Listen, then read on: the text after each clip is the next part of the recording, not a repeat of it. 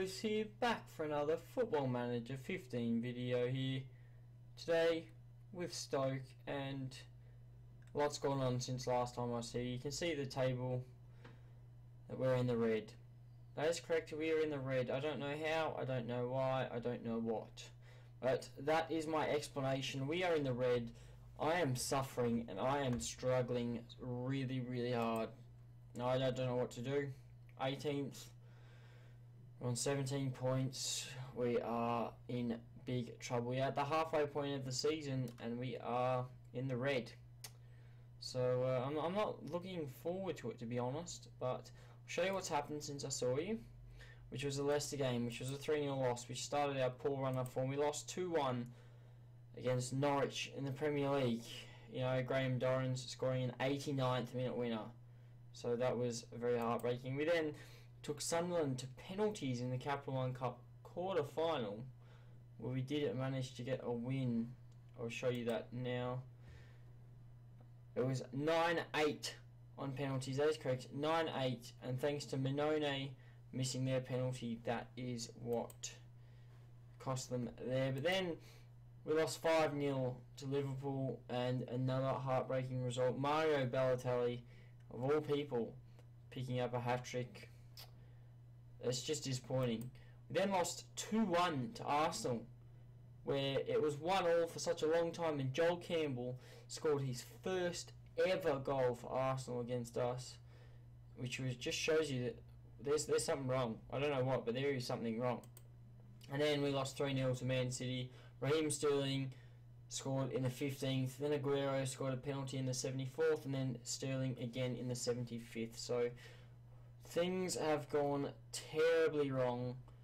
In the Capital One Cup semi-finals, we will be playing Manchester City, but that's if we get that far, because my job really could be in jeopardy. If you check the tactic, I've changed now. We've gone to a counter structure, playing a 4-1-4-1. You know, I don't have any other options.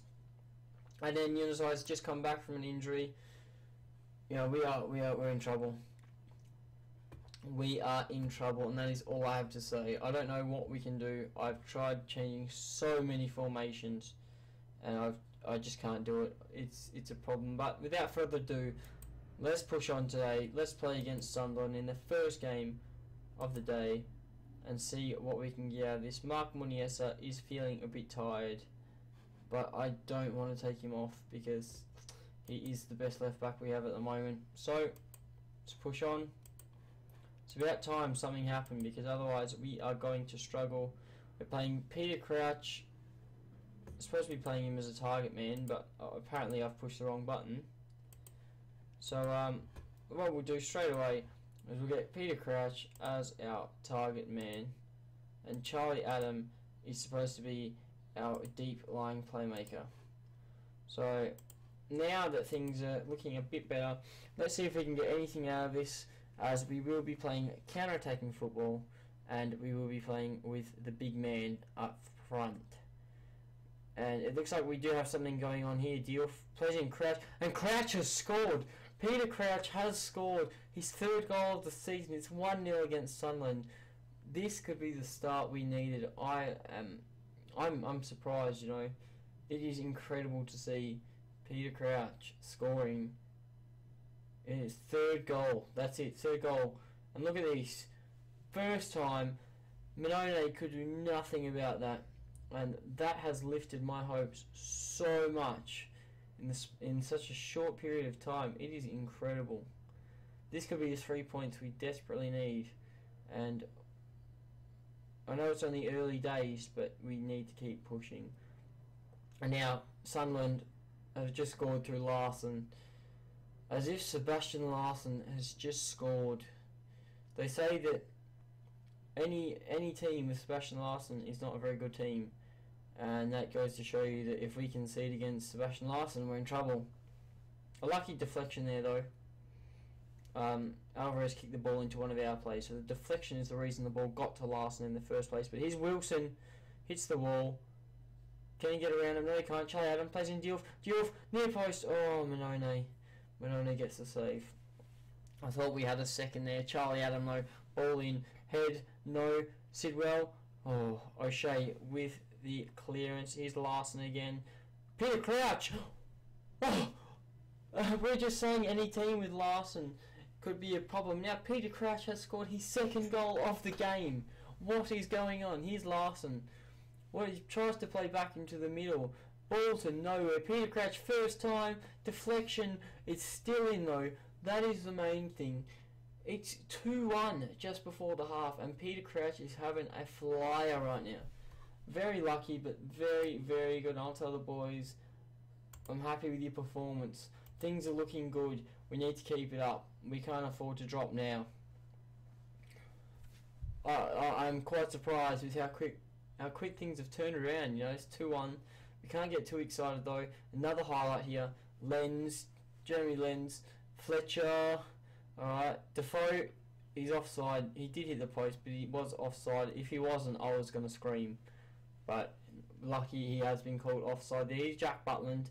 Finds Lucas Piazon, which was not very good from us, but Piazon has just fired it and kept us safe. And now Alvarez, Jermaine Defoe, one-on-one. Muniesa, great clearance. Didn't even have to think about putting the ball out, which is what you want to see in your defenders.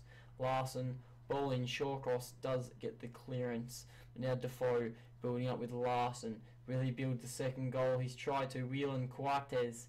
Defoe again on the ball. Tackling Wilson, Alvarez, Butland with a great save. Good work there from Butland. Now Larson. Ball in again. Arnautovic now getting the clearance. Can he chase it up? Larson's on the ball. Arnautovic can't get there. Jermaine Defoe. Don't go down. O'Shea at the back post. It's gone over. 65 minutes played now. We are winning 2-1. It is tense, but the pressure is still on. Diouf now tackle. Oh no! Just give me yellow ref. He's been given a red card. No. That's questionable. That is questionable. So now the question is, what am I going to do? I think I don't want to play without a striker. Peter Crouch is the best player to be playing at the moment because he's target man. He can hold the ball up there. Arnautovic could be the player we need to take off here, and we might just play central. So Arnautovic off, Bojan on.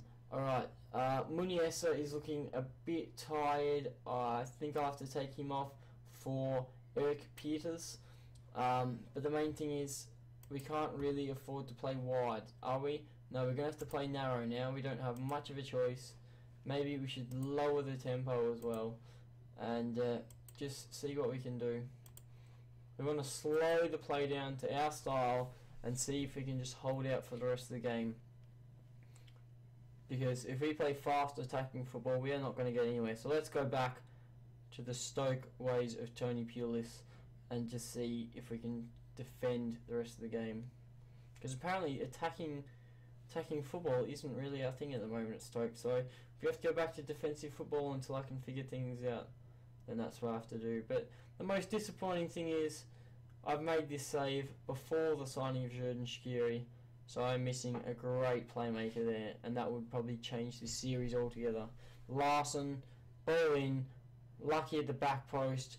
We have been so lucky to get that clearance. Now Giaccherini, by 86, 87, 88, 90 minutes played. Let's make a sub. Let the clock tick down. Steve Sidwell, you are coming off. I don't have anyone else to put on though. I'll tell you what, Steve Sidwell can come off for Olam Wingy. And what we'll do, we'll play Charlie Adam. He's already there. I'll tell you what, play Charlie Adam defensive, and we'll go a bit. Bojan can play out right. Olam can play out left. Right, sorry. And we'll just play the weirdest formation I've ever seen. Because we've got 2 minutes left on the clock. We're not going to score. They're not going to score, and that's going to be game surely. It is. We have beaten Sunderland. It's a 2-1 win for us. Our first win in a number of games.